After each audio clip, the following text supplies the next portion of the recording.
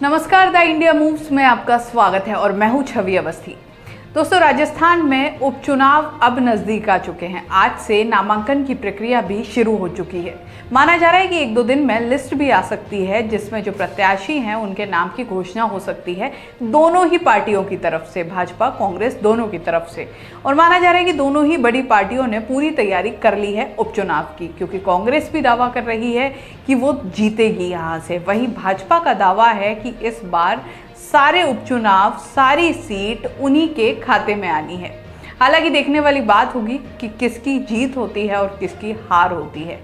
वहीं बात करें इस उपचुनाव की, तो पूर्व मुख्यमंत्री अशोक गहलोत का एक बड़ा बयान आया है गठबंधन को लेकर, क्योंकि माना जा रहा है कि कांग्रेस किस किस सीट पर गठबंधन करती है, इसका भी काफ़ी ज़्यादा असर पड़ने वाला है। देखिए, समझने की बात यह है कि जो विधानसभा चुनाव थे उस दौरान कांग्रेस ने सीकर में गठबंधन किया था, अमराराम के लिए सीट छोड़ी थी। वहीं बात करें नागौर की, तो नागौर में आरएलपी के साथ गठबंधन था और आरएलपी के अलावा तीसरी जो सीट थी वो थी डूंगरपुर बांसवाड़ा की सीट, जहां पर भारतीय आदिवासी पार्टी से आखिरी वक्त में गठबंधन किया गया था।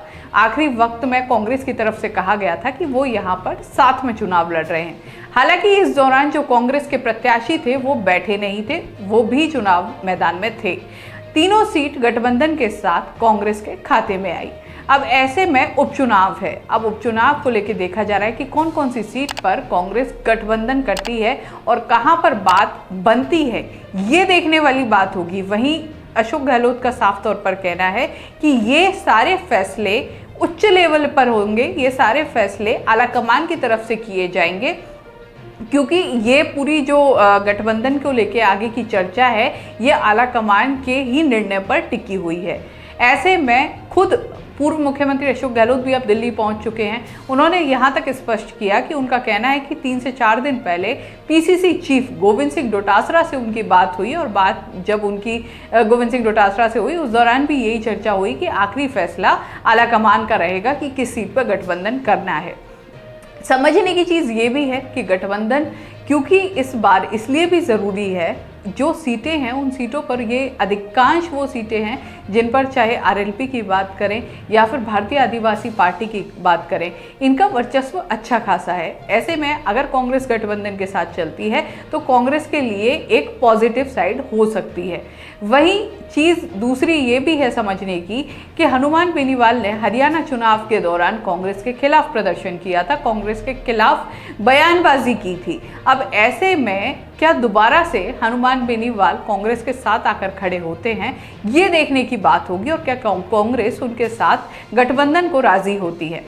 वहीं कांग्रेस के आला नेता जो राजस्थान से ताल्लुक रखते हैं वो दिल्ली में है। चर्चाएं चल रही हैं क्योंकि जल्द ही लिस्ट निकलने वाली है और कांग्रेस के लिए इन उपचुनावों में जीतना बहुत ज़रूरी है और कहीं ना कहीं उनकी नाक का सवाल है। वहीं भाजपा भी लगातार दावे कर रही है कि इस बार उपचुनाव में तो बाजी मार कर रहेंगे, लेकिन सबसे ज़्यादा समझने की बात यह है कि किस स्ट्रेटेजी के तहत भाजपा मैदान में उतरती है, वो भी देखने वाली बात होगी।